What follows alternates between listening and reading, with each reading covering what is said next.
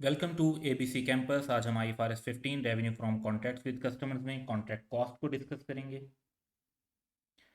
इसमें हम सबसे पहले डिस्कस करेंगे incremental cost of obtaining a contract को, फिर cost to fulfil a contract को, और फिर अमॉर्टाइजेशन एंड इम्पेयरमेंट को।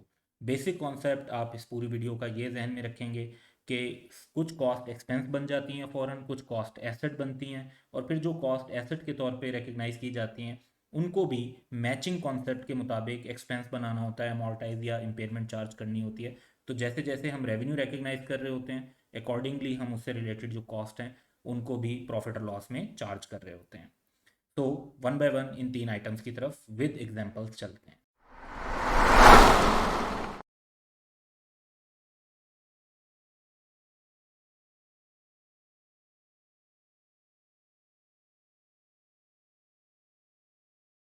तो सबसे पहले incremental cost of obtaining a contract को अगर हम डिस्कस करते हैं तो रिक्वायरमेंट ये है कि an entity shall recognise as an asset the incremental cost of obtaining a contract with a customer if the entity expects to recover those costs।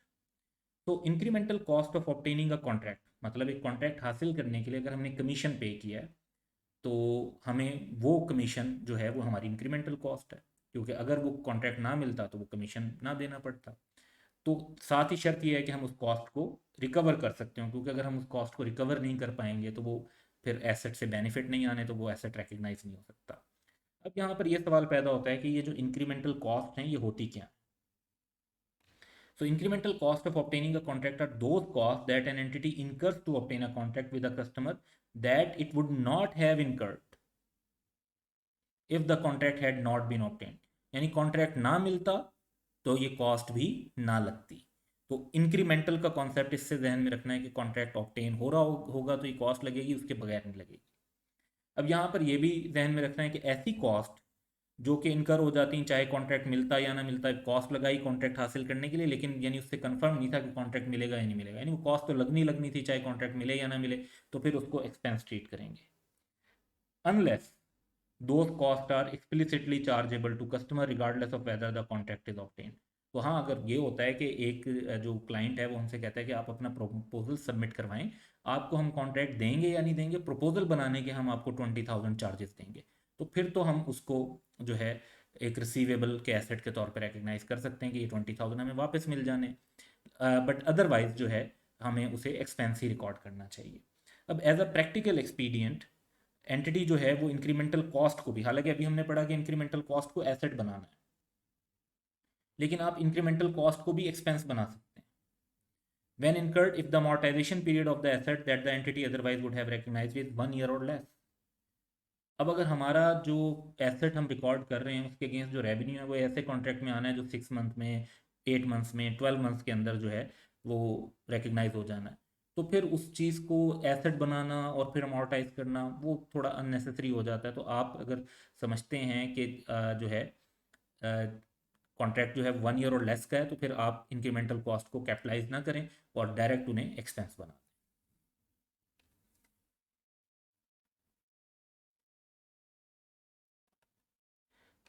So incremental cost per अब question एक करते हैं।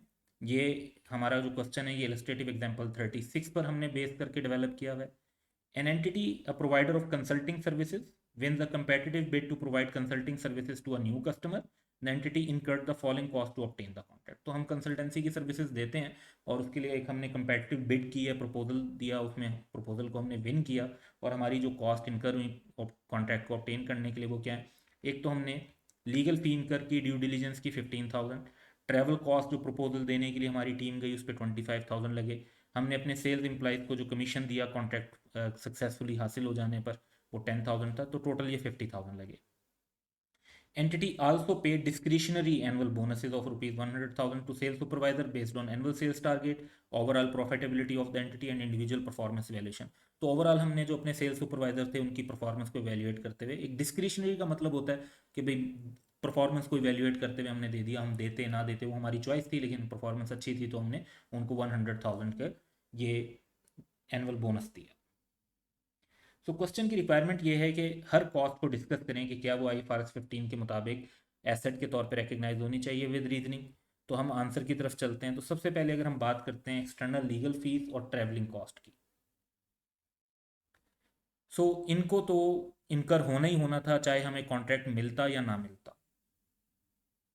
सो इस वजह से इनको एक्सपेंस के तौर पे हमें रिकग्नाइज कर देना चाहिए, अनलेस कि ये फिर किसी और स्टैंडर्ड के स्कोप में आती हूँ, जैसे इससे रिलेटेड जो हमारी चीज़ें हैं वो अगर कोई इंटेंजिबल एसेट बन रहा था या कोई ऐसी चीज़ थी, तो apparently these would become expense, क्योंकि कोई और स्टैंडर्ड इस सिचुएशन में अप्लाई होता अपेरेंटली नज़र नहीं आता, लेकिन अगर अप्लाई होता है तो उसके मुताबिक हम फिर जो है ट्रीटमेंट करेंगे। जब बात आती है कमीशन ऑफ सेल एम्प्लाई की, तो ये एक इंक्रीमेंटल कॉस्ट है और इसको एज एन एसेट रिकग्नाइज होना चाहिए, क्योंकि अगर हम ये कॉन्ट्रैक्ट ऑब्टेन ना करते तो फिर अपने एम्प्लॉयज़ को ये कमीशन भी ना दे रहे होते। तो और ये एक्सपेक्टेशन है कि जब हम कंसल्टेंसी सर्विस देंगे तो उससे कॉस्ट रिकवर भी हो जाएगी। जहाँ तक बात है अब फिर एनुअल बोनस की, जो कि डिस्क्रिशनरी है, ये incremental to obtaining a contract नहीं है और इस वजह से इसको भी एक्सपेंस के तौर पे चार्ज होना चाहिए। So the only cost that we are recognising as an asset वो कमीशन है, जो इंक्रीमेंटल कॉस्ट थी। बाकी हमने किसी कॉस्ट को भी जो है एसेट के तौर पर रिकग्नाइज नहीं करना इस सिचुएशन में, क्योंकि वो इंक्रीमेंटल कॉस्ट नहीं है। नेक्स्ट चलते हैं। तो नेक्स्ट इशू हमारे पास है cost to fulfil a contract का। अब जो कॉन्ट्रैक्ट को पूरा करने के लिए सर्टन कॉस्ट इनकर होती हैं, बाज़ों का जो हम कॉस्ट इनकर कर रहे होते हैं वो किसी और स्टैंडर्ड के स्कोप में आती है। जैसे हम एक कस्टमर के साथ कॉन्ट्रैक्ट पूरा करने के लिए प्रोडक्शन कर रहे हैं, तो हमारी इन्वेंट्री बन रही है, उस पर IS2 अप्लाई होगा। या हमने एक नया प्लांट लिया है ताकि कस्टमर का ऑर्डर पूरा कर सकें, तो वो हमारा IS16 के मुताबिक प्रॉपर्टी प्लांट एंड इक्विपमेंट है। या हमने कस्टमर का ऑर्डर पूरा करने के लिए एक पेटेंट भी एक्वायर किया है, एक नई टेक्नोलॉजी एक्वायर की है ताकि इस तरह के ऑर्डर्स को पूरा कर सकें, तो वो जो पेटेंट है वो हमारा इंटेंजिबल एसेट है, तो फिर तो वो जो है दूसरे स्टैंडर्ड अप्लाई होंगे। लेकिन अगर किसी और स्टैंडर्ड के स्कोप में नहीं आता तो फिर IFRS 15 अप्लाई होगा, और as per IFRS 15 entity asset recognise करेगी अगर ये तीन के तीन क्राइटेरिया मीट हो जाएं। Only if those costs meet all of the following criteria. Number one, the cost relate directly to a contract or to an anticipated contract that the entity can specifically identify कि जी ये वाला contract है जिसके लिए हम ये वाली cost लगा रहे हैं, और वो डायरेक्टली एट्रीब्यूटेबल कॉस्ट है और स्पेसिफिकली आइडेंटिफाइड है कि इस कॉन्ट्रैक्ट के लिए लग रही है। नंबर टू, कॉस्ट जनरेट और enhance resources of the entity that will be used in satisfying performance obligation in the future. उस कॉस्ट से हमारे कुछ ऐसे रिसोर्सेज जनरेट हो रहे हैं जो फ्यूचर में परफॉर्मेंस ऑब्लिगेशन को सेटिस्फाई करने में काम आएंगे। अगर तो ऐसा है कि हमें वो फ्यूचर में काम नहीं आएगी और बस जो खर्चा लग गया तो लग गया, तो वो एक्सपेंस बनना चाहिए, फिर वो एसेट नहीं बनना चाहिए। हम एसेट बनने की बात कर रहे हैं तो फ्यूचर में बेनिफिट आता हो उसका। तीसरी बात यह कि कॉस्ट एक्सपेक्टेड होंगे रिकवर हो जाएंगी, क्योंकि अगर कॉस्ट रिकवर नहीं होगी तो फिर उसका एसेट बनाना अप्रोप्रिएट नहीं होगा। अब ये जो हमारे पास पहला पॉइंट है, इस पर हम फर्दर देखते हैं कि कौन सी ऐसी कॉस्ट होती हैं जो एक कॉन्ट्रैक्ट से डायरेक्टली रिलेट कर सकती हैं। तो इसमें डायरेक्ट लेबर हो सकती है, डायरेक्ट मटेरियल हो सकता है, डायरेक्टली एट्रीब्यूटेबल कॉस्ट की एलोकेशन हो सकती है, कुछ ओवरहेड्स वगैरह हो सकते हैं। कॉस्ट जो एक्सप्लिसिटली कॉन्ट्रैक्ट में लिखा होगा ये कस्टमर, ये कॉस्ट हमारी लगेगी तो हम कस्टमर से लेंगे, तो explicitly chargeable to customer cost हो सकती हैं। अदर कॉस्ट जैसे पेमेंट टू सब कॉन्ट्रैक्टर वगैरह वो भी हो सकती हैं। अब कौन सी ऐसी कॉस्ट हैं जिन्हें हम एसेट नहीं बना सकते और उनको हमें एक्सपेंस के तौर पे रिकग्नाइज करना चाहिए, उनकी भी लिस्ट है। General and administrative cost, unless के वो एक्सप्लिसिटली चार्जेबल टू कस्टमर हो। Cost of abnormal wasted material, labour और अदर रिसोर्सेज, भाई हमारा कोई मटेरियल ज़ाया हो जाता है। एक होती है नॉर्मल लॉस, वो तो फिर हमने जो है ना प्राइस के अंदर शामिल किया हुआ होता है कि हमें पता है भाई कस्टमर को 100 यूनिट बनाकर देने हैं, तो मटेरियल जो है ना वो 105 यूनिट का लाना पड़ेगा, क्योंकि 5 यूनिट जितना मटेरियल ना अक्सर वेस्ट हो जाता है, वो तो फिर हमने प्राइस में इंक्लूड किया हुआ होता है। एबनॉर्मल मटेरियल का वेस्टेज हो, लेबर का टाइम का वेस्टेज हो या अदर रिसोर्सेज का वेस्टेज हो, तो उसको आपने फिर एक्सपेंस बनाना है। फिर इसी तरीके से cost that relate to satisfied और पास्ट परफॉर्मेंस ऑब्लिगेशन, यानी वो कॉस्ट जो उन चीज़ों से रिलेटेड है जो हमारा ऑलरेडी परफॉर्मेंस ऑब्लिगेशन सेटिस्फाई हो चुकी थी, उसका हम रेवेन्यू रिकॉर्ड कर चुके थे। तो जब रेवेन्यू ऑलरेडी रिकॉर्ड हो चुका है तो उस कॉस्ट को फ्यूचर में लेकर जाने की जरूरत नहीं है, उसको एक्सपेंस बनाएं। इसी तरह अनडिस्टिंग्विश कॉस्ट, यानी अगर एक ऐसी कॉस्ट है इसके बारे में हमें ये क्लैरिटी नहीं है कि क्या ये फ्यूचर की परफॉर्मेंस ऑब्लिगेशन से रिलेट करती है जो कि अनसेटिस्फाइड है, या ये पास्ट की परफॉर्मेंस ऑब्लिगेशन से रिलेट करती है जो कि ऑलरेडी सेटिस्फाई हो चुकी है। तो अगर अनडिस्टिंग्विश्ड कॉस्ट हों जिसके बारे में आप डिस्टिंग्विश नहीं कर पा रहे कि भाई वो पास्ट की परफॉर्मेंस ऑब्लिगेशन से रिलेट कर रही है या फ्यूचर की परफॉर्मेंस ऑब्लिगेशन से रिलेट कर रही है, तो उसको भी फिर जो है एक्सपेंस बना दें, जो है ना चांस की बेस पर एसेट के तौर पर रिकग्नाइज ना करें।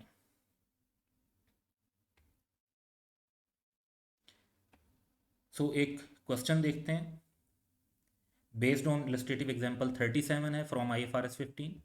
An entity enters into a service contract to manage a customer's IT data center, information technology data center, for 5 years. The contract is renewable for subsequent 1 year period, यानी एक साल से मजीद रिन्यू हो सकता है। एवरेज कस्टमर टर्म जो है वो 7 years की है। Before providing the services, the entity designs and builds the technology platform for the entity's internal use that interfaces with the customer system. तो हम एक टेक्नोलॉजी प्लेटफॉर्म डिज़ाइन और बिल्ड करते हैं जो कि फिर कस्टमर के सिस्टम के साथ इंटरेक्ट करता है और उस बेसिस पे कस्टमर को जो है सर्विसेज प्रोवाइड की जाती हैं। That platform is not transfer to the customer but will be use to deliver services to the customer. वो हम प्लेटफॉर्म जो है कस्टमर को देते नहीं है, रहता हमारे पास है, लेकिन वो कस्टमर को सर्विसेज देने के लिए यूज हो रहा होता है वो portal. The initial cost incurred to set up the technology platform are as follows. तो हमारी 40,000 की डिज़ाइन सर्विसेज पे कॉस्ट लगी हैं, हार्डवेयर पे 120,000, सॉफ्टवेयर पे 90,000, migration and testing of data centre पे 100,000। टोटल कॉस्ट 350,000 है और ये स्टैरिक लगा हुआ है दो कॉस्ट के साथ। तो यहाँ पे मेंशन है कि डायरेक्टली एट्रीब्यूटेबल है जो ऊपर सर्विस कॉन्ट्रैक्ट है इसके साथ। Initial setup cost relate primary to activities to fulfil the contract but do not transfer good or service to the customer, जैसे ऊपर डिस्कस हुआ था। Additionally the entity assign 2 employ who are primary responsible for providing the services to the customer. तो दो में भी हमने specific employees higher की हूँ और उनको अब हमने सैलरीज देनी होंगी, भाई ये इस कस्टमर का काम आपने देखना है। Although directly incurred as part of providing the service to the customer, the entity concludes that the cost do not generate or enhance resources of the entity. Although वो कस्टमर के साथ रिलेट कर रहे हैं लेकिन उनका रूटीन टास्क है, वो कुछ ऐसा नहीं कर रहे हैं जिससे कोई एसेट जनरेट हो रहा हो, वो रूटीन की सर्विसेज प्रोवाइड कर रहे हैं। तो क्वेश्चन की रिक्वायरमेंट ये है कि हमने अकाउंटिंग ट्रीटमेंट को डिस्कस करना है। अब वन बाय वन सारी कॉस्ट को अगर देखें तो एंटिटी किस तरीके से अकाउंटिंग करेगी। तो इनिशियल सेटअप कॉस्ट में डिज़ाइन सर्विसेज को देखें तो इनको, क्योंकि ये डायरेक्टली एट्रीब्यूटेबल कॉस्ट के तौर पे बताएंगे, तो इनको रिकग्नाइज करेंगे एज एन एसेट और फिर अमोर्टाइज करेंगे ओवर 7 years। अच्छा, इसमें अगर कोई डिज़ाइन सर्विसेज ऐसी होती जो कि कस्टमर से डायरेक्टली एट्रीब्यूटेबल ना होती, फिर इन पर IS 38 अप्लाई होता। IS 38 के मुताबिक देखते कि कौन सी डिज़ाइन सर्विसेज जो हैं वो कैपिटलाइज होनी चाहिए और कौन सी एक्सपेंस बननी चाहिए। हार्डवेयर कॉस्ट वो तो हमारा एसेट है तो वो IS 16 उस पर अप्लाई होगा, प्रॉपर्टी प्लांट इक्विपमेंट। सॉफ्टवेयर की कॉस्ट IS 38 अप्लाई होगा। और माइग्रेशन और टेस्टिंग पे भी क्योंकि ये लिखा हुआ है कि डायरेक्टली एट्रीब्यूटेबल है तो उसको भी एसेट के तौर पे रिकग्नाइज करेंगे और ओवर 7 years अमोर्टाइज करेंगे। वंस अगेन अगर ये डायरेक्टली एट्रीब्यूटेबल ना होती इनमें से कुछ अमाउंट तो उसकी अकाउंटिंग फिर हम अकॉर्डिंग टू रेलिवेंट स्टैंडर्ड करते हैं, तो इस पर बेसिकली IS 38 अप्लाई होता है। तो फिर उसको देखते हैं कि उसके मुताबिक एक्सपेंस बनना चाहिए या कैपिटलाइज होना चाहिए। फिर अगर इन 2 एम्प्लॉयज़ की बात करते हैं तो इनकी जो कॉस्ट है ये एसेट का क्राइटेरिया मीट नहीं कर रही है अंडर IFRS 15, तो फिर इनको पेरोल एक्सपेंस के तौर पे रिकग्नाइज करेंगे जब भी ये कॉस्ट इनकर हो। तो ये हमने cost to fulfil a contract के बारे में डिफरेंट जो एलिमेंट्स थे इस एग्जांपल के थ्रू कवर किए। अब हम बात करते हैं अमोर्टाइजेशन एंड इम्पेयरमेंट की। तो जो भी एसेट आप रिकग्नाइज करते हैं कॉन्ट्रैक्ट कॉस्ट का, चाहे वो इंक्रीमेंटल कॉस्ट का एसेट रिकग्नाइज किया हो या cost to fulfil the contract का आपने रिकग्नाइज किया हो, तो shall be amortised on a systematic basis that is consistent with the transfer to the customer of the goods or services to which the asset relate। in short जिस basis पर revenue recognise कर रहे हैं उसी basis पर cost को amortise कर कर एक्सपेंस बनाएं ताकि मैचिंग कॉन्सेप्ट प्रॉपर्ली फॉलो और आपके पास प्रॉफिट और लॉस की एक रिलायबल फिगर है। An entity shall update the amortization। amortization को अपडेट भी करेंगे to reflect a significant change in timing of transfer to customer and account for it as a change in accounting estimate as per IS 8। तो अगर जिस तरह से depreciation का method change हो जाता है तो हम उसके मुताबिक चेंज इन एस्टिमेट की एडजस्टमेंट कर देते हैं। यूजफुल लाइफ चेंज हो जाती है तो एडजस्टमेंट कर देते हैं। ऐसे ही अगर आपका रेवेन्यू की टाइमिंग रिकॉर्ड, रेवेन्यू को रिकग्नाइज करने का जो पैटर्न है वो चेंज हो जाए तो उसके साथ ही आप कॉन्ट्रैक्ट कॉस्ट की अमोर्टाइजेशन का पैटर्न भी अपडेट कर देंगे और ये चेंज इन एस्टिमेट के तौर पे रिकॉर्ड होगा। यानी प्रीवियस पीरियड्स में जो कर दिया सो कर दिया, अब जो एडजस्टमेंट है वो करंट पीरियड में आप करेंगे। फर्दर इंपेयरमेंट का कॉन्सेप्ट ये है कि अगर इंपेयरमेंट होगी तो वो प्रॉफिट और लॉस में रिकॉर्ड करेंगे। और इंपेयरमेंट कब होगी? जब कैरिंग अमाउंट एक्सीड करेगी नेट इंक्रीमेंटल बेनिफिट। अब नेट इंक्रीमेंटल बेनिफिट क्या होता है? नेट इंक्रीमेंटल बेनिफिट का मतलब है कि जो मज़ीद हमें रेवेन्यू मिलना है, रिमेनिंग एक्सपेक्टेड कंसिडरेशन, और मज़ीद जो हमारी कॉस्ट लगनी है। सो लेट्स से कि हमने एक कॉन्ट्रैक्ट एसेट रिकॉर्ड किया हुआ है 100 पे। उस कॉन्ट्रैक्ट में जो हमारी फर्दर हमें पैसे मिलने हैं क्लाइंट से, वो मिलने हैं 150, और हमारी जो फर्दर कॉस्ट इनकर होनी है इन 150 का रेवेन्यू क्लाइंट से लेने के लिए, वो लेट्स से कि हम कहते हैं कि 90 है। तो हमारा net incremental benefit 150 minus 90 would be 60। अब कैरिंग अमाउंट एक्सीड कर रही है नेट इंक्रीमेंटल बेनिफिट से, 100 एक्सीडिंग 60, कितने से? 40 से। तो आप इम्पेयरमेंट लॉस प्रॉफिट और लॉस में रिकॉर्ड कर देंगे 40 का। एक जो है, अब कुछ क्वेश्चंस करते हैं जो अमॉर्टाइजेशन से रिलेट करेंगे। क्वेश्चन 3 है जो इलस्ट्रेटिव एग्जांपल 37 पे हमने बेस करके डेवलप किया है। X Limited wins a 5-year contract to provide a service to a customer. The contract is renewable for subsequent 1 year period. The average customer term is 7 years. तो हम 7 years को ही base बनाएंगे revenue के लिए।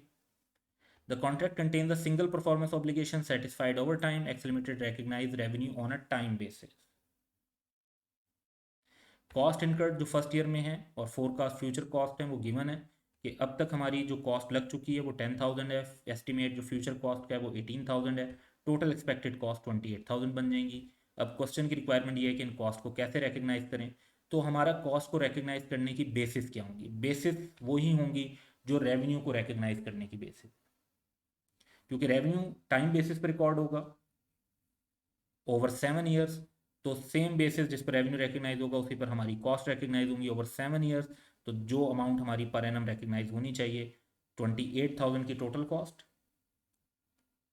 Over 7 years, that would be ₹4,000 per annum. एक और question देखते हैं, क्वेश्चन 4। ये आई कैप स्टडी टेक्स्ट 2021 में चैप्टर से एक एग्जाम्पल हमने बेसिकली ली है। X Limited wins a contract to build an asset for a customer. It is anticipated that asset will take 2 years to complete. तो 2 साल की उसकी टर्म है। Contract contains a single performance obligation. Progress to completion is measured on an output basis. यानी time basis को follow नहीं कर रहे वो आउटपुट बेसिस को देख रहे हैं। At the end of year 1 asset 60% complete है और जो कॉस्ट इनकर हुई है वो अब तक 10,000 लग चुकी है और फर्दर 18,000 लगनी है। टोटल एक्सपेक्टेड कॉस्ट 28,000 की है। इन कॉस्ट को हम कैसे रिकग्नाइज करें? सो बेसिस फॉर रिकग्नाइजिंग कॉस्ट जो है वो सेम होगा जो रेवेन्यू को रिकग्नाइज करने का है, क्योंकि एसेट 60% कंप्लीट है तो रेवेन्यू भी 60% रिकग्नाइज हो रहा है। तो हम इस सिचुएशन में कॉस्ट भी 60% ही रिकग्नाइज करेंगे। तो टोटल कॉस्ट हमारी एक्सपेक्टेड है 28,000, काम कंप्लीट है 60%। तो जो अमाउंट हम रिकग्नाइज करेंगे वो होगी 28,000 का 60%, 16,800। तो बेस कॉन्सेप्ट ये है कि आपने जो कॉस्ट को रिकग्नाइज करना है वो मैचिंग कॉन्सेप्ट फॉलो करते हुए करना है। जिस बेसिस पर आप रेवेन्यू को रिकग्नाइज कर रहे होंगे उसी बेसिस पर उससे रिलेटेड कॉन्ट्रैक्ट कॉस्ट को भी आप रिकग्नाइज कर रहे होंगे। Welcome to ABC campus. आज हम IFRS 15 revenue from contracts with customer में प्रेजेंटेशन का टॉपिक डिस्कस कर रहे हैं और इसके अंदर सिंपली हम एक गो में तमाम जो कंप्लीट कॉन्सेप्ट है प्रेजेंटेशन का, जिसके अंदर कॉन्ट्रैक्ट लायबिलिटी, कॉन्ट्रैक्ट एसेट और रिसीवेबल कवर होता है, उसको डिस्कस करेंगे और फिर इस पर कुछ practice question and answer discuss करेंगे विद इन दिस वीडियो।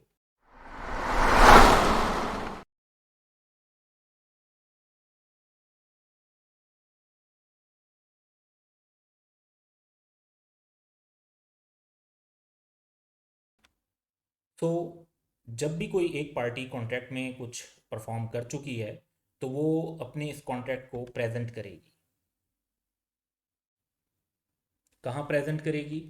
एक तो जाहिर बात है, आप रेवेन्यू रिकॉर्ड करते हैं, आप कॉस्ट को प्रॉफिट और लॉस में रिकॉर्ड करते हैं, उससे आप प्रॉफिट और लॉस में रिकॉर्ड कर रहे होते हैं। लेकिन स्टेटमेंट ऑफ फाइनेंशियल पोजीशन में आप क्या रिकॉर्ड करेंगे? तो आप या तो रिकॉर्ड करेंगे कॉन्ट्रैक्ट लायबिलिटी। कॉन्ट्रैक्ट लायबिलिटी किस अमाउंट पर रिकॉर्ड की जाती है? Consideration paid by customer plus unconditional right to consideration, जो कि एक रिसीवेबल के तौर पे हम रिकॉर्ड कर लेते हैं, for which entity has obligation to satisfy performance obligation. यानी अगर हम कस्टमर से ऑलरेडी पैसे ले चुके हैं या रिसीवेबल बुक कर चुके हैं और उससे रिलेटेड अभी हमारी ऑब्लिगेशन हमने सेटिस्फाई करनी है। तो लेट्स से कि हम कैश रिसीव कर चुके हैं या रिसीवेबल बुक कर चुके हैं और उसके अगेंस्ट हमने कस्टमर को जो गुड्स हैं वो डिलीवर करनी है अभी, तो फिर हम उसकी कॉन्ट्रैक्ट लाइबिलिटी रिकग्नाइज कर रहे होंगे। इसी तरीके से हम कॉन्ट्रैक्ट एसेट रिकॉर्ड करते हैं जब हमारा कंडीशनल राइट होता है कंसिडरेशन के लिए, कि हम कहते हैं कि हम ऐसा काम कर चुके हैं, यानी हम कुछ परफॉर्मेंस ऑब्लिगेशन सेटिस्फाई कर चुके हैं और उसके अगेंस्ट हमारा अब राइट बनता है कि हमें कंसिडरेशन मिले कस्टमर से, लेकिन वो राइट कंडीशनल है। कंडीशनल फॉर एग्जांपल ऐसे हो सकता है कि हमने कस्टमर को मशीन जो है वो डिलीवर कर दी हो, लेकिन जो हमें पैसे मिलेंगे वो इस बात पे कंडीशनल हैं कि हम उसकी प्रॉपर इंस्टॉलेशन भी करते हैं। तो जब इंस्टॉलेशन हो जाएगी तब हमारा राइट अनकंडीशनल बन जाएगा, लेकिन अभी वो राइट कंडीशनल है कि इंस्टॉलेशन होना बाकी है। फिर रिसीवेबल, रिसीवेबल भी सेम बात है, लेकिन एक पॉइंट का फर्क है कि रिसीवेबल में जो आपका राइट टू कंसिडरेशन होता है वो अनकंडीशनल होता है in exchange for satisfied performance obligation. तो कॉन्ट्रैक्ट एसेट और रिसीवेबल में सिर्फ इस बात का फर्क है कि कॉन्ट्रैक्ट एसेट में राइट टू कंसिडरेशन कंडीशनल है और रिसीवेबल में राइट टू कंसिडरेशन अनकंडीशनल है। अब राइट टू कंसिडरेशन कब अनकंडीशनल कंसीडर होता है? If only the passage of time is required before payment of that consideration is due. यानी हम कहते हैं कि अब 30 दिन का टाइम है, उसके बाद कस्टमर ने हमें पैसे दे देने हैं, मजीद हमने कुछ नहीं करना। तो यानी हमारे जो राइट है उसको कैश में कन्वर्ट होने के लिए सिर्फ टाइम गुजरने की ज़रूरत है। तो ये अनकंडीशनल राइट टू कंसिडरेशन है। और अगर ये हो कि टाइम के साथ साथ हम कहते हैं कि हमने कोई और कंडीशन पूरी करनी है, जैसे कोई और परफॉर्मेंस ऑब्लिगेशन जो कनेक्टेड है उसको पूरा करना है, कोई स्पेसिफाइड रेटिंग होनी है, कोई सर्वे होना है, कोई एक्सपर्ट से रिपोर्ट लेनी होगी फिर पैसे मिलेंगे, या फिर हमने कोई इंस्टॉलेशन करके देनी हो, तो इस तरह का अगर कोई और एक्स्ट्रा कंडीशन होगी तो फिर उसको हम कहेंगे कि वो कंडीशनल राइट टू कंसिडरेशन है। कॉन्ट्रैक्ट एसेट और जो रिसीवेबल का एसेट है इनकी इम्पेयरमेंट भी की जाती है, लेकिन इस पर IFRS 9 अप्लाई होता है, IS 36 अप्लाई नहीं होता। तो जिस तरह हर एसेट के ऊपर ये रूल है कि प्रूडेंस का कॉन्सेप्ट है कि asset must not be overstated, तो कॉन्ट्रैक्ट एसेट और रिसीवेबल एसेट को भी देखना चाहिए कि it should not be overstated. In short अगर आप इसको बेसिक लेवल पर देखें तो बैड एंड डाउटफुल डेट्स की अकाउंटिंग प्रॉपर कर लें तो आपका कॉन्ट्रैक्ट एसेट और रिसीवेबल एसेट जो है वो ओवरस्टेट नहीं हो रहा होता। इसी तरीके से क्या हमें यही टर्मिनोलॉजीज यूज़ करनी पड़ेंगी? तो इस पर स्टैंडर्ड ये कहता है कि अल्टरनेटिव डिस्क्रिप्शंस आप यूज़ कर सकते हैं कॉन्ट्रैक्ट एसेट या कॉन्ट्रैक्ट लाइबिलिटी की जगह। फॉर एग्जांपल कॉन्ट्रैक्ट लाइबिलिटी को समटाइम एडवांस फ्रॉम कस्टमर या अनअर्न रेवेन्यू का कह दिया जाता है, या कॉन्ट्रैक्ट एसेट में जो है उसको बाजुकात कुछ और नाम दे दिए जाते हैं, जैसे राइट टू कंसिडरेशन का नाम दे दिया, और या समटाइम कॉन्ट्रैक्ट एसेट लिख दिया, या sometime contract work in process लिख दिया, कितना हमारा काम हुआ हुआ है जिसके हमने फिर अब पैसे लेने हैं। तो लेकिन इस तरीके से हमेशा मेंशन करना चाहिए कि कॉन्ट्रैक्ट एसेट और रिसीवेबल दोनों डिस्टिंग्विश होने ज़रूरी हैं। दोनों ही एसेट हैं, रिसीवेबल भी एसेट है, कॉन्ट्रैक्ट एसेट भी एसेट है, दोनों में हमें हमारा राइट टू कंसिडरेशन है, लेकिन इनको सेपरेट इसलिए करना ज़रूरी है कि दोनों में से एक कंडीशनल राइट होता है और एक अनकंडीशनल राइट होता है। सो ये ओवरऑल कंप्लीट कॉन्सेप्ट है जो हमारा प्रेजेंटेशन से रिलेट करता है। अब हम इसके ऊपर कुछ क्वेश्चंस करते हैं। सो क्वेश्चन नंबर 1 देखेंगे हम, जो कि बेस करता है इलस्ट्रेटिव एग्जाम्पल 39 पर। From IFRS 15, on 1st January 2018, X Limited enters into a contract to transfer product A and B to Y Limited in exchange for rupees 1000. तो 2 प्रोडक्ट्स हैं और 1000 में देनी है। Product A is to be delivered on 28 Feb and product is B is to be delivered on 31st March. Control transfer with the delivery, जब delivery करते हैं आप तो उसके साथ ही आप कहते हैं कि कंट्रोल ट्रांसफर हो जाता है। The promise to transfer product A and B are identified as separate performance obligation, यानी प्रोडक्ट ए जो है वो एक अलग परफॉर्मेंस ऑब्लिगेशन है और product B second. ₹400 is allocated to product A and ₹600 to product B. अब हमारे पास दो सिचुएशन है। सिचुएशन 1 है कि अगर एक्स लिमिटेड का unconditional right of payment on delivery of each product separately, यानी जब प्रोडक्ट ए दे दी तो उसके पैसे अब ले सकते हैं, इसी तरह प्रोडक्ट जब बी दे दी तो फिर उसके पैसे ले सकते हैं। तो फिर क्या होगा? और सिचुएशन 2 ये है कि payment of the delivery of product A is conditional on the delivery of product B. Product A पहले डिलीवर होगी, लेकिन प्रोडक्ट ए के पैसे भी इस शर्त पर मिलेंगे अगर हमारी प्रोडक्ट बी भी डिलीवर हो गई। अगर हमने प्रोडक्ट ए डिलीवर कर दी और प्रोडक्ट बी डिलीवर ना कर सके तो हमें प्रोडक्ट ए के पैसे भी नहीं मिलने। सो रिक्वायर्ड ये है कि हम जर्नल एंट्रीज क्या पास करेंगे। अब इस क्वेश्चन की इंपॉर्टेंस ये है कि इसकी बेस पर हमारे पास रिसीवेबल और कॉन्ट्रैक्ट एसेट का डिफरेंस क्लियर होगा। तो सिचुएशन 1 को अगर हम देखते हैं तो हमारा जो राइट है वो अनकंडीशनल। तो जब हम 28 फेब को प्रोडक्ट ए डिलीवर करेंगे तो receivable debit and revenue credit कर देंगे प्रोडक्ट ए का। और 31 मार्च को जब हम प्रोडक्ट बी डिलीवर करेंगे तो उसका 600 का रेवेन्यू रिकग्नाइज कर लेंगे और रिसीवेबल बुक कर देंगे ये प्रोडक्ट बी। तो यहाँ पर हमने डायरेक्ट रिसीवेबल रिकॉर्ड किया और कॉन्ट्रैक्ट एसेट को रिकॉर्ड नहीं किया क्योंकि हमारा जो राइट था वो अनकंडीशनल था। जबकि अब हम सिचुएशन 2 की तरफ चलते हैं। तो सिचुएशन 2 में पेमेंट फॉर जो प्रोडक्ट ए है वो कंडीशनल है, जबकि प्रोडक्ट बी जब डिलीवर हो जाएगी तो फिर तो पूरा कॉन्ट्रैक्ट ही परफॉर्म हो चुका है, फिर तो ऑब्वियसली कोई कंडीशन बाकी नहीं रहती। तो 28 फेब को जब आप प्रोडक्ट ए डिलीवर करेंगे तो आप रेवेन्यू तो रिकॉर्ड कर रहे होंगे, लेकिन आप रिसीवेबल के बजाय कॉन्ट्रैक्ट एसेट रिकॉर्ड करेंगे क्योंकि आपका जो राइट टू कंसिडरेशन है वो कंडीशनल है, अनकंडीशनल नहीं है। और फिर जब 31 मार्च को प्रोडक्ट बी भी डिलीवर हो जाएगी तो फिर आप रिसीवेबल रिकॉर्ड करेंगे पूरा 1000 का, 600 का रेवेन्यू रिकॉर्ड कर देंगे प्रोडक्ट बी का, और 400 का कॉन्ट्रैक्ट एसेट जो हमने पहले रिकॉर्ड किया था वो अब यहाँ पर क्रेडिट हो जाएगा। यानी जब आपका राइट टू कंसिडरेशन कंडीशनल था तो वो कॉन्ट्रैक्ट एसेट था, सेम राइट टू कंसिडरेशन जब कंडीशनल से अनकंडीशनल हो गया क्योंकि जो कंडीशन थी वो पूरी हो गई तो वो कॉन्ट्रैक्ट एसेट से रिसीवेबल में ट्रांसफर हो जाएगा, वो रिसीवेबल बन जाएगा। तो 400 जो पहले हमारे कॉन्ट्रैक्ट एसेट के तौर पे रिकॉर्ड हुए हुए थे वो अब रिसीवेबल के तौर पे प्रेजेंट हो रहे होंगे। तो इस 1000 में 400 प्रोडक्ट ए का और 600 प्रोडक्ट बी का रिसीवेबल अब इंक्लूडेड है जब कंडीशंस पूरी हो चुकी हैं। अब एक और क्वेश्चन देखते हैं। ये बेस करता है question number 2 on illustrative example 38 of IFRS 15 on 1 January 2019 an entity enters into a contract to transfer a product to a customer on 31 March 2019। यानी 1 जनवरी के 3 महीने के बाद हमने उन्हें जो प्रोडक्ट है वो ट्रांसफर करनी है। Contract requires the customer to pay consideration of rupees 1000 in advance on 31st January 2019, but the customer pays the consideration on 1st March 2019। तो कॉन्ट्रैक्ट के मुताबिक तो उन्होंने 31 जनवरी को देने थे पैसे, लेकिन कस्टमर ने दिए थोड़ी सी देर से, 1 मार्च को दिए। एंटिटी ने प्रोडक्ट जो है वो टाइम पे ट्रांसफर कर दी 31 मार्च 2019 को। अब सिचुएशन 1 ये है कि कॉन्ट्रैक्ट अगर कैंसिलेबल हो तो क्या करेंगे, सिचुएशन 2 ये है कि कॉन्ट्रैक्ट अगर नॉन कैंसिलेबल हो तो क्या करेंगे, और रिक्वायरमेंट ये है कि जर्नल एंट्रीज पास करनी है इस कॉन्ट्रैक्ट के लिए। तो हम आंसर जब डेवलप करेंगे तो सिचुएशन 1 की तरफ बात करते हैं। सिचुएशन 1 में हम कह रहे हैं कि कॉन्ट्रैक्ट कैंसिलेबल है।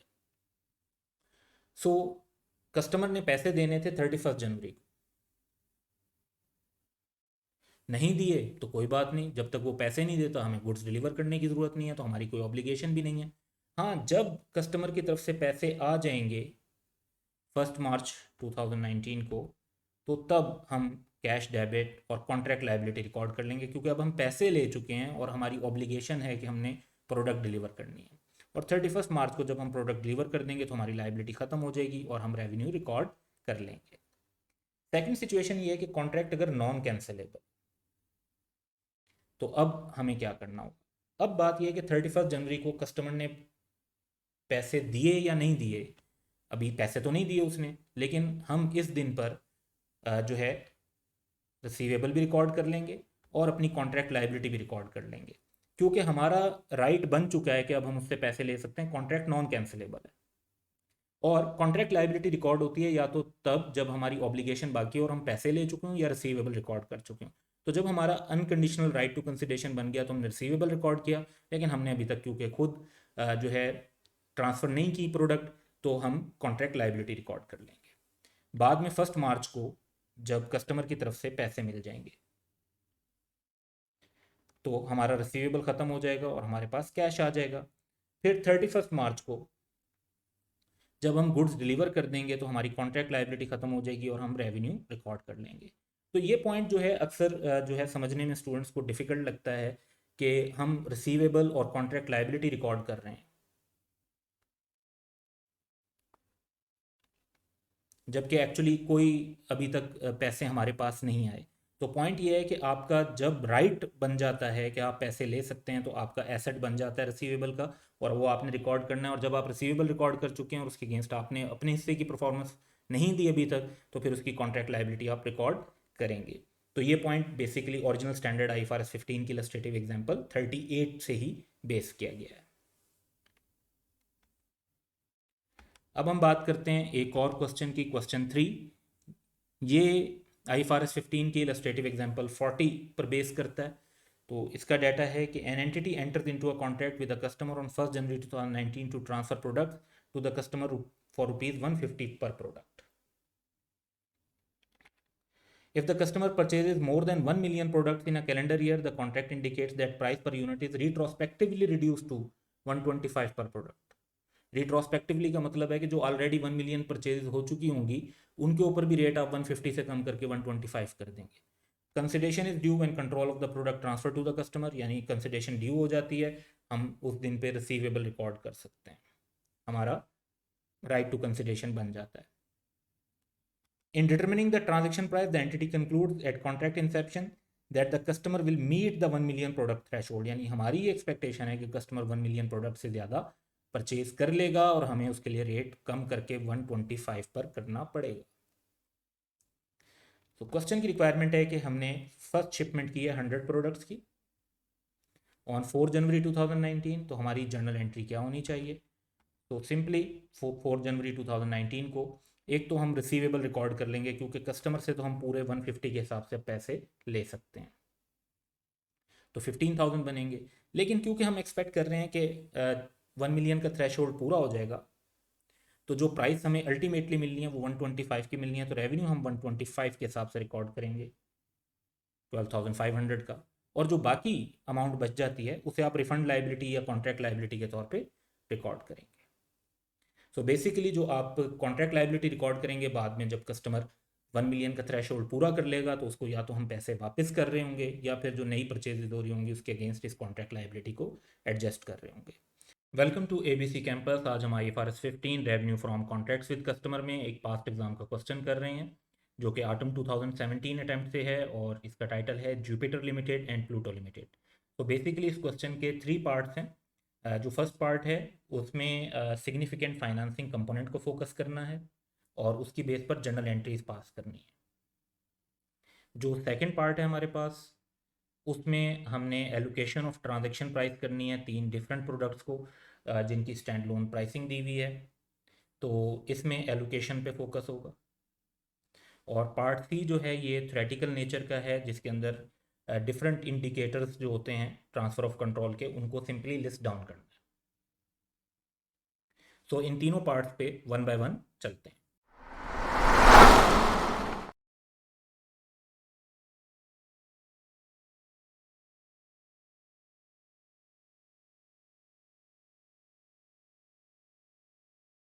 तो आंसर ऑफ पार्ट ए जब हम डेवलप करेंगे तो उसमें हमें डाटा को पहले देखना चाहिए क्वेश्चन में।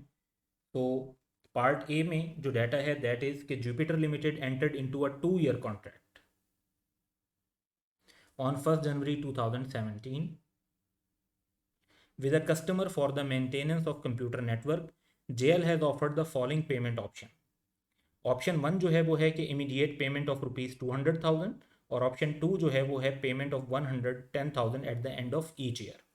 अब अगर हम नोटिस करें तो जो नेचर ऑफ वर्क है वो मेंटेनेंस है, और ये एक ऐसी परफॉर्मेंस ऑब्लिगेशन है जो सेटिस्फाई होनी चाहिए ओवर टाइम। तो ऑप्शन 2 जो है, जो हर साल में इक्वल अमाउंट की बात कर रहा है, वो स्ट्रेट फॉरवर्ड है कि जिस तरीके से मेंटेनेंस सर्विस प्रोवाइड की जा रही होगी उसी हिसाब से हम कस्टमर से पेमेंट ले रहे होंगे। लेकिन ऑप्शन 1 जो है उसमें सारे के सारे पैसे कस्टमर से एडवांस में लिए जा रहे हैं, और वो हैं 200,000 के। और इसका मतलब है कि 2 ईयर्स के टाइम का मतलब है, क्योंकि 12 मंथ से ज़्यादा है, तो इसमें डेफिनेटली सिग्निफिकेंट फाइनेंसिंग कंपोनेंट का इफेक्ट आएगा, और उस इफेक्ट के लिए क्वेश्चन में हमें एप्लीकेबल डिस्काउंट रेट दिया हुआ है 6.596%।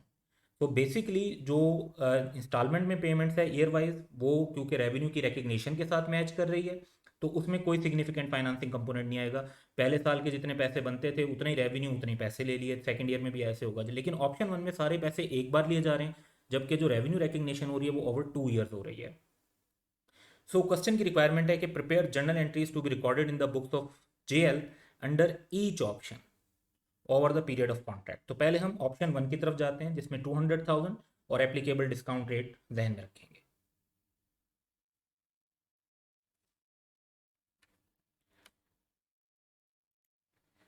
तो बेसिकली ऑप्शन 1 के अंदर लमसम पेमेंट दी जा रही है और जर्नल एंट्रीज के लिए हम फॉर्मेट बना लेते हैं। तो 1 जनवरी 2017 को जब हमें कैश रिसीव होगा 200,000 का, तो हम उसको कॉन्ट्रैक्ट लाइबिलिटी के तौर पे रिकॉर्ड कर लेंगे, बिकॉज अभी तक हमारा कोई रेवेन्यू रिकग्नाइज नहीं हो सकता, अभी हमने परफॉर्मेंस ऑब्लिगेशन सेटिस्फाई नहीं की। तो cash receive before satisfaction of performance obligation, इसलिए अभी इसे लाइबिलिटी के तौर पे रिकॉर्ड किया। फिर जब हमारा फर्स्ट ईयर एंड होगा 31 दिसंबर 2017 को, तो इस पॉइंट पर हम इंटरेस्ट कैलकुलेट करेंगे और हमारी जो है कॉन्ट्रैक्ट लाइबिलिटी बढ़ जाएगी। So basically interest debit and contract liability credit. Amount कितनी होनी चाहिए, तो उसके लिए हमें रेट दिया हुआ है 6.596%। तो उस हिसाब से 200,000 पे 1 ईयर का इंटरेस्ट बनता है 13,193, इसको हम रिकॉर्ड कर लेंगे। इसके बाद हम जो रेवेन्यू है उसको रिकॉर्ड करेंगे। तो रेवेन्यू जब हम रिकॉर्ड करेंगे तो सेम ईयर एंड के ऊपर ही रिकॉर्ड होगा। रेवेन्यू रिकॉर्ड करने में हमारी कॉन्ट्रैक्ट लाइबिलिटी कम हो जाएगी 110,000 से, क्योंकि एनुअल अमाउंट ये हमें ऑप्शन 2 के अंदर बताई हुई है कि जिस तरीके से रेवेन्यू रिकग्नाइज होगा उस हिसाब से जो पेमेंट है वो 110,000 बनती है और रेवेन्यू हम क्रेडिट कर देंगे। सो बेसिकली जैसे परफॉर्मेंस ऑब्लिगेशन सेटिस्फाई हो रही है ओवर टाइम, उस हिसाब से ही हम उसका रेवेन्यू रिकग्नाइज कर रहे हैं। तो फर्स्ट ईयर की हमारी ये जो अकाउंटिंग है वो कंप्लीट हो गई। अब हम सेकेंड ईयर की तरफ चलते हैं और 31 दिसंबर 2017 को सेम स्टेप फॉलो करेंगे।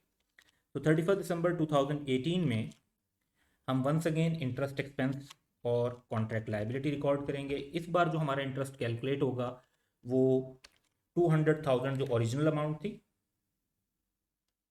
फिर हमने जो इंटरेस्ट ऐड किया था और फिर जितने की कॉन्ट्रैक्ट लाइबिलिटी ख़त्म हो गई थी उसको लेस करेंगे, तो नेट अमाउंट हमारे पास बनती है 103,193। इस पे 6.596% लेंगे तो हमारा इंटरेस्ट बनता है 6,807। तो इंटरेस्ट एक्सपेंस डेबिट और कॉन्ट्रैक्ट लाइबिलिटी क्रेडिट हो जाएगी। फिर ऑब्वियसली सेकेंड ईयर का भी हमने रेवेन्यू रिकॉर्ड करना है। तो सेकेंड ईयर में once again contract liability debit and revenue credit हो जाएगा। 110,000 की अमाउंट हमें क्वेश्चन में बताई हुई है। तो सेम हम जिस तरह से रेवेन्यू रिकग्नाइज कर रहे हैं ओवर टाइम उसको हम रिकग्नाइज कर रहे होंगे। तो अब अगर इंटरेस्टिंगली आप देखें तो अगर आप कॉन्ट्रैक्ट लाइबिलिटी का बैलेंस देखेंगे तो 200,000 से क्रेडिट, फिर 13,193 से क्रेडिट, फिर 110 से डेबिट, फिर 6,807 से क्रेडिट और फिर 110 से डेबिट। तो ये सारा डेबिट क्रेडिट अगर आप नेट करेंगे तो दैट वुड बी ज़ीरो। तो इंटरेस्ट की वजह से जो है वो लाइबिलिटी, कॉन्ट्रैक्ट लाइबिलिटी बढ़ रही थी और रेवेन्यू में ट्रांसफ़र की वजह से कम हो रही थी और अल्टीमेटली वो ज़ीरो हो गई। तो इसके अंदर सिग्निफिकेंट फाइनेंसिंग कंपोनेंट था जिसको हमने रिकॉर्ड किया। अब ऑप्शन 2 की तरफ चलते हैं। ऑप्शन 2 जो है वो स्ट्रेट फॉरवर्ड है कि 110,000 जैसे जैसे हम सर्विस प्रोवाइड कर रहे होंगे वैसे ही ओवर 2 ईयर्स हमें हर साल इक्वल अमाउंट मिल रही होगी। तो इसकी एंट्रीज पास करते हैं। तो नॉर्मल पेमेंट टर्म्स हैं इसके अंदर, जर्नल एंट्रीज का फॉर्मेट बना लेंगे और 31 दिसंबर 2017 जो हमारा फर्स्ट ईयर है उसमें हम कैश रिसीव होगा और रेवेन्यू क्रेडिट कर देंगे 110,000 से। एंट्री की डिस्क्रिप्शन में हम लिख सकते हैं कि रेवेन्यू हमने रिकग्नाइज किया है जैसे परफॉर्मेंस ऑब्लिगेशन सेटिस्फाई हुई है, और same approach next year apply होगी, यानी हम कैश डेबिट करेंगे और रेवेन्यू क्रेडिट करेंगे और revenue recognised as the performance obligation is satisfied over time.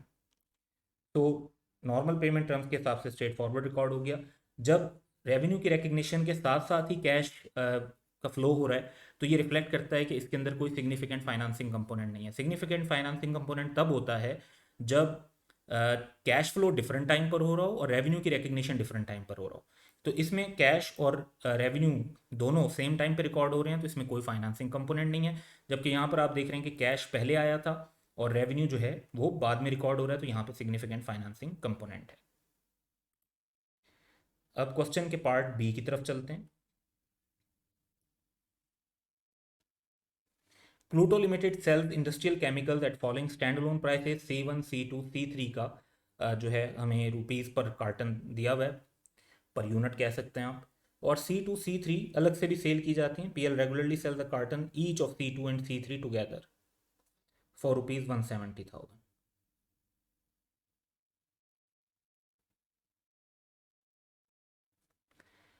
Calculate the selling price to be allocated to each product in case PL offers to sell one carton of each product, यानी C1 C2 C3 at a total price of 260,000।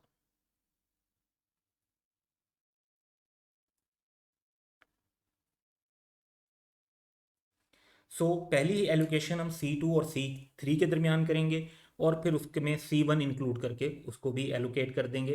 तो पहला हमारा, क्योंकि C2 और C3 as a package पहले भी cell किए जाते हैं और उसके अंदर 200 के बजाय 170 चार्ज किया जाता है, तो हमें 2 स्टेप एलोकेशन करनी होगी।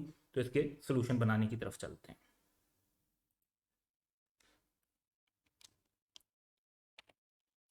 पार्ट बी का सोल्यूशन, सबसे पहले हम जो है प्रोडक्ट्स को लिस्ट कर लेते हैं,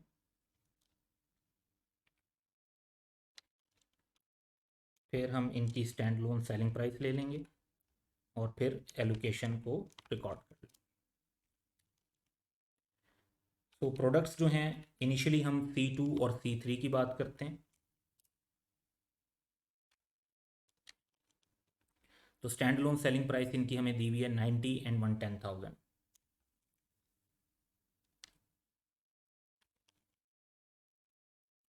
टोटल 200,000 बन जाएगा।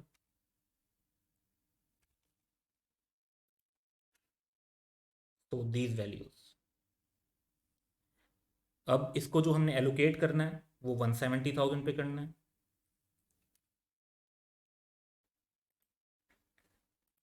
तो एलोकेशन में हम 170,000 मेंशन करते हैं। अब एलोकेशन हमारी किस तरीके से होगी, तो सबसे पहले 90,000 डिवाइड बाई 200,000 इंटू 170,000। तो ये कैलकुलेशन अगर हम करते हैं तो हमारे पास एलोकेशन की वैल्यू आ जाएगी 76,500। C3 पे एलोकेशन करते हैं तो 110,000 डिवाइड बाई 200,000 इंटू 170,000 की जो प्राइस है उसको एलोकेट करना है। तो दैट वुड बी 93,500। तो C2 और C3 को एलोकेशन हमारी हो गई, लेकिन अब जो हम प्रोडक्ट सेल करने लगे हैं उसमें C1 भी शामिल होगा। तो अकॉर्डिंगली हम जो अब अपनी कैलकुलेशन शो करेंगे उसमें C1 भी इंक्लूड करके करेंगे। तो अब अगर हम प्रोडक्ट्स को लिस्ट करते हैं तो हमारे पास 3 प्रोडक्ट्स हैं, C1 C2 C3, और इनकी जो C1 की प्राइस है क्वेश्चन में वो 100,000 गिवन है।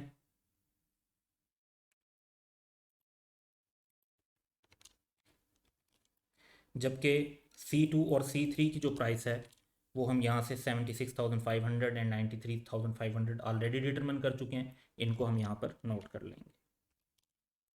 तो ये टोटल हमारे पास बन जाता है 270,000। लेकिन क्वेश्चन में जिस तरह से बताया गया है कि हम ये ऑफ़र कर रहे हैं इन 260,000। सो अब एलोकेशन कैसे होगी, 260,000 की। तो फर्स्ट ऑफ ऑल अगर हम प्रोडक्ट C1 की बात करते हैं तो 100,000 इसकी स्टैंड लोन प्राइस है। टोटल स्टैंड लोन प्राइस इसका 270,000 है। तो 100,000 डिवाइड बाई 270,000 इंटू 260,000। तो ये हम कैलकुलेट करेंगे तो हमारे पास फिगर आ जाती है 96,296। उसके बाद C2 में देखें तो इसकी stand loan selling price 76,500, total 270,000 into 260,000। तो ये कैलकुलेशन हम करते हैं, दैट वुड बी 73,667। और C3 के लिए इसी तरह 93,500 डिवाइड बाई 270,000 इंटू 260,000। तो हमारे पास वैल्यू आ जाती है 90037। तो C1 C2 C3 को जो अमाउंट्स एलोकेट होंगी वो ये जो हमारी सेकेंड एलोकेशन में हमने फाइंड आउट किए ये हैं। तो इस तरह इन तीनों का टोटल 260,000 ही बन रहा है। तो ये हमारा पार्ट बी का सोल्यूशन हो गया। अब हम पार्ट सी की तरफ चलते हैं। An entity shall recognize revenue when or as the entity satisfies a performance obligation by transferring a promised good or service to a customer. An asset is transferred when or as the customer obtains control of that asset. तो ये satisfaction of performance obligation को explain किया हुआ है। Question ये है कि list the different indicators of transfer of control। तो जो indicators of transfer of control IFRS 15 में दिए हुए सिंपली हम उनको लिस्ट कर देंगे, इनकी एक्सप्लेनेशन देने की ज़रूरत नहीं है। तो 5 ऐसे इंडिकेटर्स हैं जो IFRS 15 में मेंशन है, उन्हीं को हम अपने आंसर में भी मेंशन कर देंगे।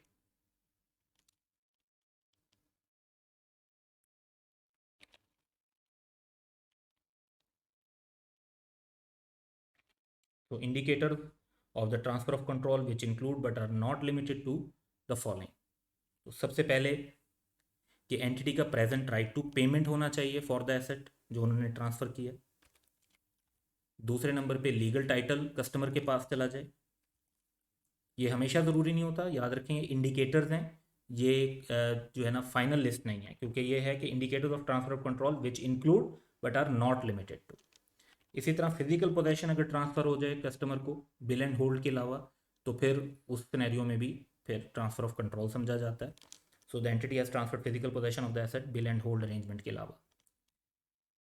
और customer has significant risk and reward of ownership of the asset, यानी इस तरह का कॉन्ट्रैक्ट की सिचुएशन है और टर्म्स एंड कंडीशन ऐसी हैं कि जो सिग्निफिकेंट रिस्क एंड रिवार्ड जो एक ऑनरशिप के साथ एसोसिएटेड होते हैं वो अब कस्टमर के हैं।